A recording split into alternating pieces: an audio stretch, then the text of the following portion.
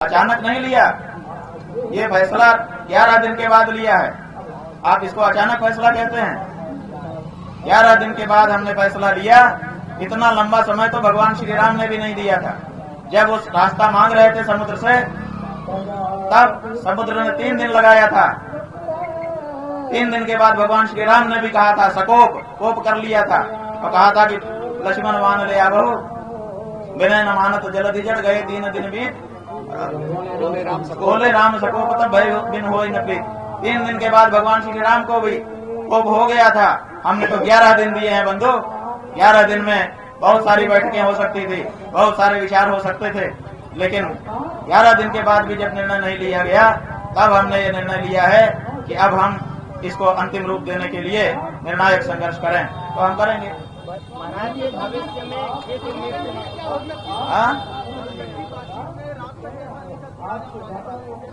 बात यह है कि हम जाने वाले हैं कि नहीं जाने वाले। हमने कहा था हम निर्णय करेंगे, हमने किया। इसमें दूसरा कोई क्या बता सकता है? प्रशासन और सरकार ने जो प्रस्ताव भेजा, आप बताइए, वो हमको सुविधा दे रहे हैं कि आपको हम पालकी में ले जाके ना लाएंगे। क्यों ले जाओगे? जब हम पालकी में तुम्हारी तरफ से जाना गलत था तो क्यों ले जाओगे? और दूसरे, हम आगे के लिए चारों शंकराचार्यों की एसओपी बनाते हैं। तो जब तुम ये बना सकते थे तो तुमने पहले क्यों नहीं किया? और जो मारपीट किया है, जो अपमान किया है, उसके बारे में एक शब्द नहीं। इसका मतलब कि मारपीट करवा के बच्चों का हम माहौल बनाएं और अपनी सुविधा ले लें। ये हमारी अंतरात्मा पर कितनी बड़ी चोट पहुंचा रहे हैं अपने प्रस्ताव से।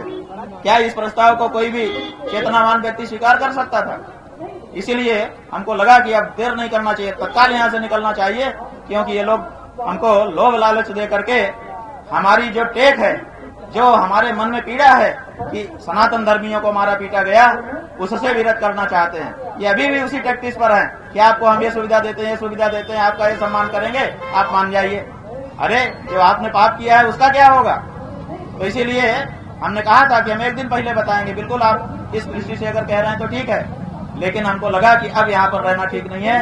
इनकी नीयत अभी भी पछतावे की नहीं है, इनकी नीयत अभी भी अपने अपराध को स्वीकार करने की नहीं है।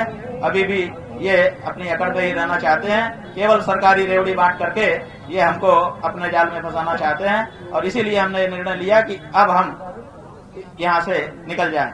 इसलिए अब यहाँ पर हमारा प्रस्थान सुनिश्चित किया।